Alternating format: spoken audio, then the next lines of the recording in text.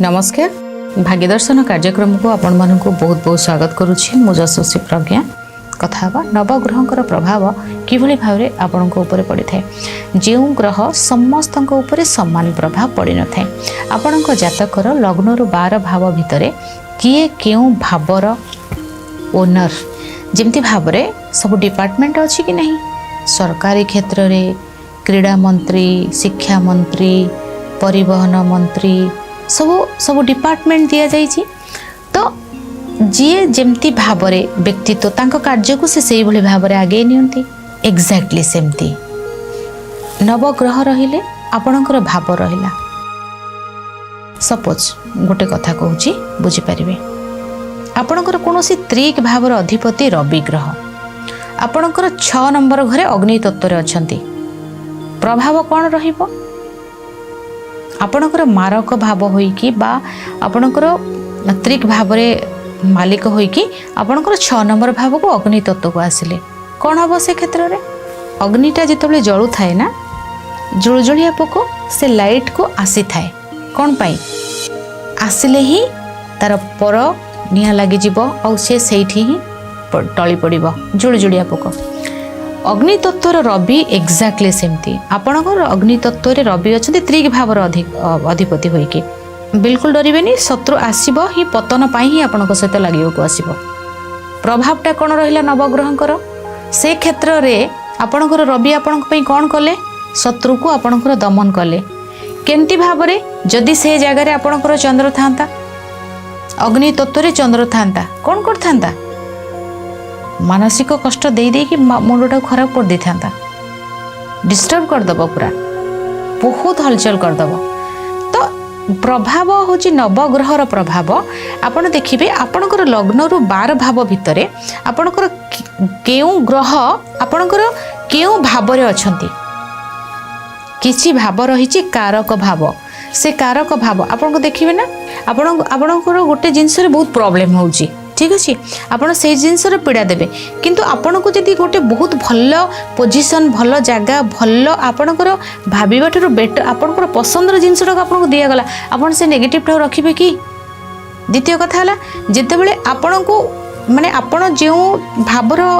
अच्छी आपण को सेमती परिवेश मिलला तापर आपण कौन से एक्टिविटीज गुड़ाक से भाव में हो तो जितेबले 12टी भाव भितर 9 ग्रहंकर मालिक से माने 9टा जो नवग्रह रहिले ता भितर 7टा ग्रह 7 ग्रहर हाउस रही राहु केतुंकर कौन भाव घर ना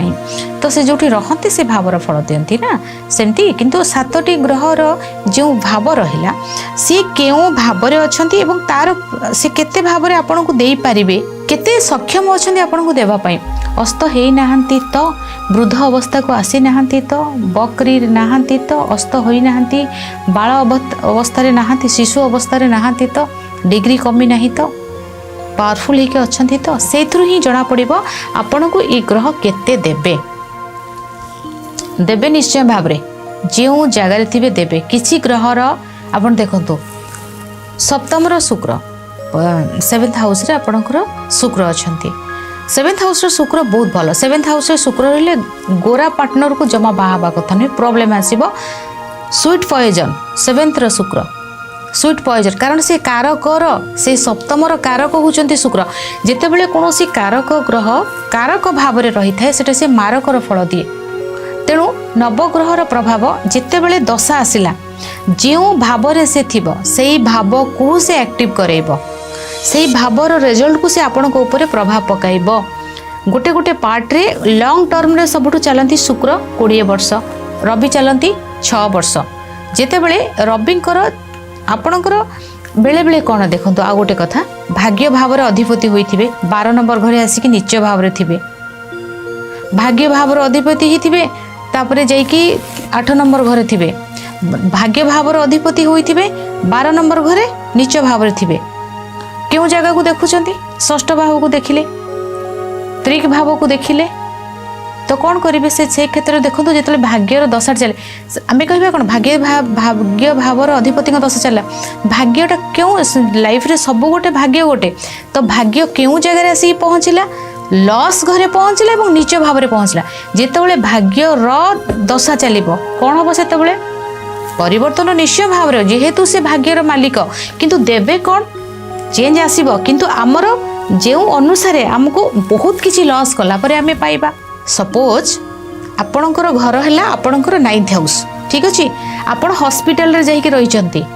आपण केमती भाव अन्यर कथा को बुझिकी रोषे कर खाइबा दे पारिबे कि दे पारिबे ना सेमती आपणकर उआस राजप्रासाद हूँ आप 9th हाउस आप 12th हाउस आप हॉस्पिटल अच्छा आपको जो देखा करने आसब आप कौन करेंगे तो दे पारिबे ताको ठीक भाव तार केयर नहीं पारिबे ना सेमती भाव ग्रहर